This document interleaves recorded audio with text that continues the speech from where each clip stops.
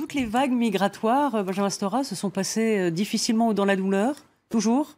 C'est toujours très difficile, c'est toujours très compliqué, bien sûr. Je ne veux pas ici faire la description de toutes les vagues successives qui sont intervenues, sont rentrées en France, etc. Mais il y a toujours eu des affrontements, une conflictualité très grande, des processus de rejet et puis d'intégration, voire d'assimilation culturelle. La grande force quand même française du modèle français, qu'on le veuille ou non, c'est la réussite de son modèle d'assimilation. Malgré tout ce que peuvent écrire aujourd'hui toute une série de personnes sur le suicide, la faim, le déclinisme, tout ce qu'on veut, moi, vous savez, je suis enseignant dans les universités de banlieue, Villetaneuse, Saint-Denis, etc. Il y a des milliers de jeunes issus des immigrations postcoloniales, pour aller vite, qui sont parfaitement français, complètement intégrés. C'est une grande réussite. Pourquoi la droite le modèle français est une grande réussite à ce niveau-là. Malheureusement, ça c'est la réalité que je viens de dire. Mais malheureusement, le discours politique n'est pas celui-là.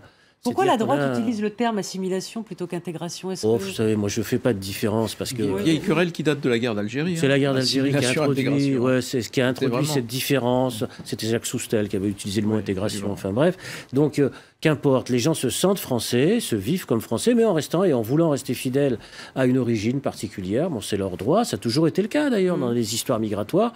Alors maintenant, le problème, c'est qu'on estime que ce modèle est en panne, qu'il est en crise, qu'il n'existe plus, etc. Donc il y a tout un discours aujourd'hui en France qui va du dénigrement classique de l'immigration économique jusqu'au dénigrement du modèle, entre guillemets, républicain français, qui ne fonctionne plus, qui est totalement délabré, etc.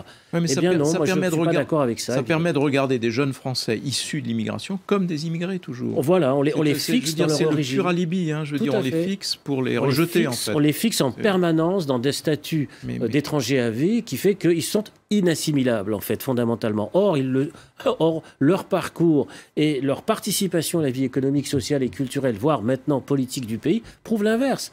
Donc on n'a pas un modèle français qui est en train de se suicider et qui disparaît. Je suis absolument pas d'accord avec cette vision extrêmement catastrophique. C'est-à-dire c'est une espèce de catastrophisme politique et économique, alors qu'on a beaucoup d'atouts et qu'il faut relever plein de défis. Il faut sortir de cette paresse du déclinisme. C'est une forme de paresse intellectuelle, en fait.